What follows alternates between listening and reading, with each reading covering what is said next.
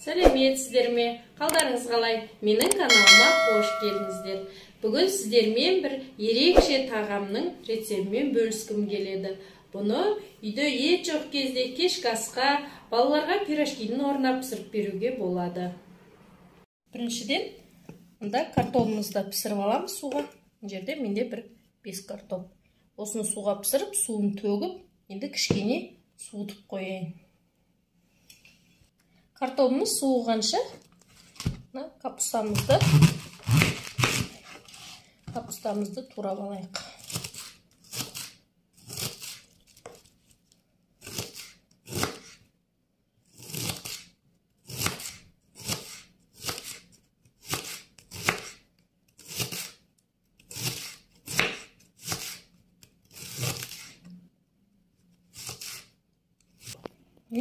Капустамызды осылай, орам жапырағымызды осылай турап аламыз.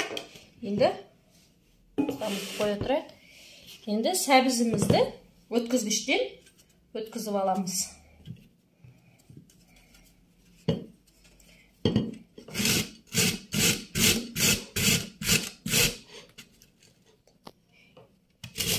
Сәбізімізді осылай өткізгіштен өткізіп аламыз.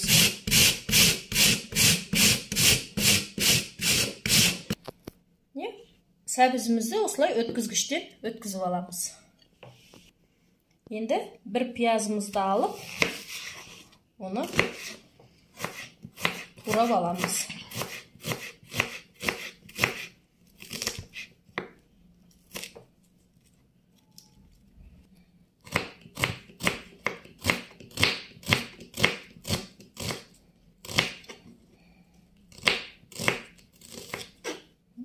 Пиязымызды осылай турап аламыз.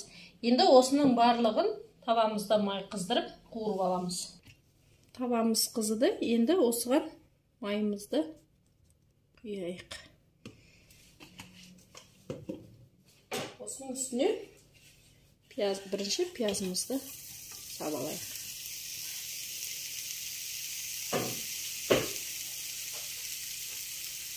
Пиязымызды салып, пиязымыз қызарғанша қуырып алайық. Енді осының үстіне сәбізімізді салып қуырайық.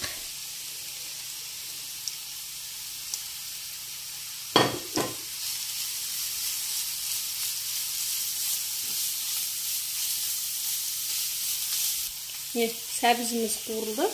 Енді осының үстіне капустамызды саламыз.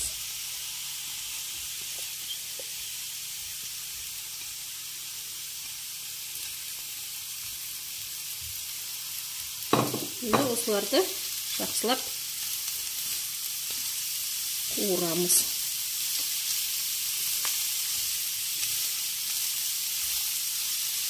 Енді осының үстіне қара бұрыш, дәміне қарай тұзымызды саламыз. Енді осы барлығы қуырылғанша қуырып аламыз.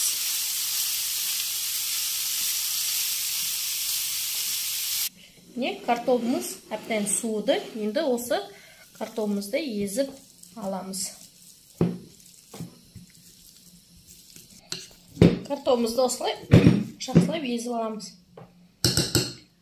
Енді осы картопымызды езіп қоя тұрайық. Осы картопымызға петрушкамызды турайық. Петрушкамызды ұсақтап турап,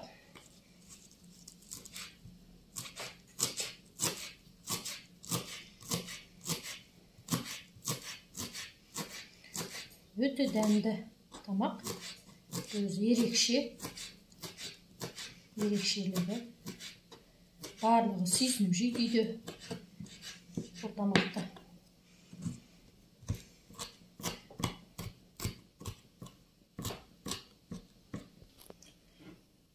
Мұздың ішіне жаңағы туралған петрушкамызды қосамыз.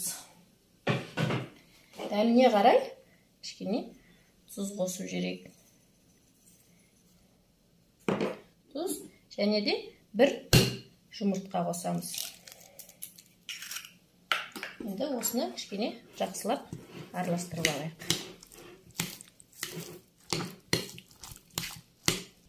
Енді осының үстіне 240 грамм ұнымызды саламыз. Ұнымызды салып, осының үстіне ұн қопсытқыш дейді, разрыхлительдан 10 граммын салып жібереміз.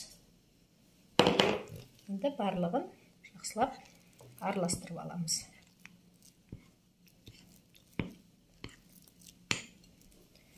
Енді үстімізді қамырымызды жақсылап билеп аламыз.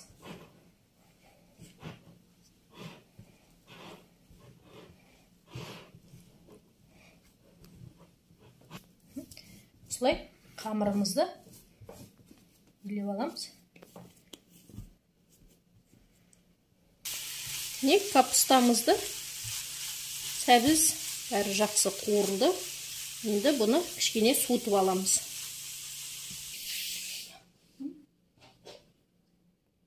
Енді қамырымызға мына жерге кішкене ұн сеуіп аламыз. Ұнымызды сеуіп, енді осы ұнның үстіне иленген қамырымызды, енді осы иленген қамырды 4 бөлікке бөліп аламыз.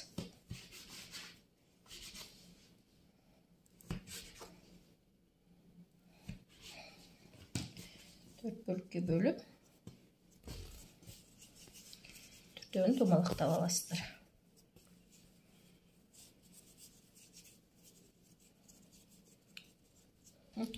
Енді қамырымызды жұқа қылып жайып аламыз.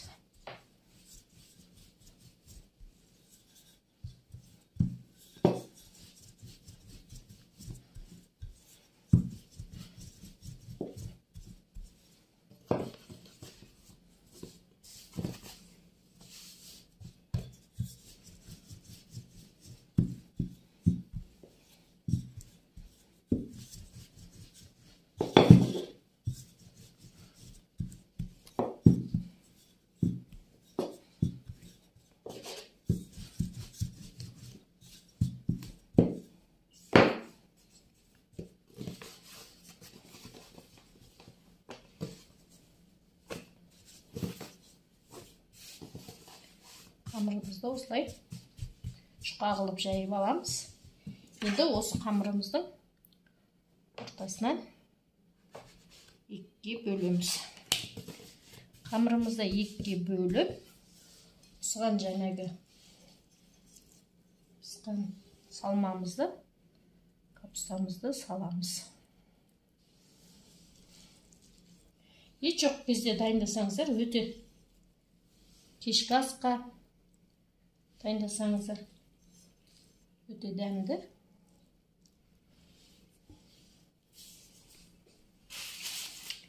Енді осыны алып, саусағымызбен жан-жағын бекітіп шығамыз. Жан-жағын бекітіп, вилкамызбен әдемілеп бекітіп шығамыз.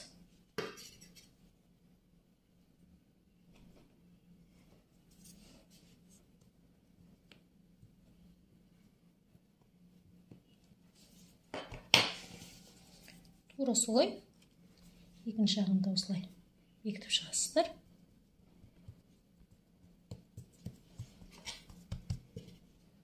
Осылай вилкамызбен әдемілеп жан-жағын бекітіп шығамыз.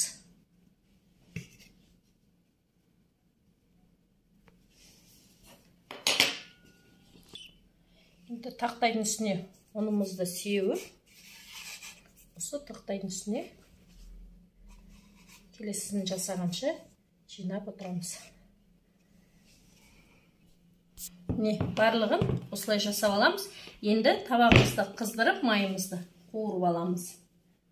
Енді майымыз қызыды. Майымызға салып қуыра бастаймыз.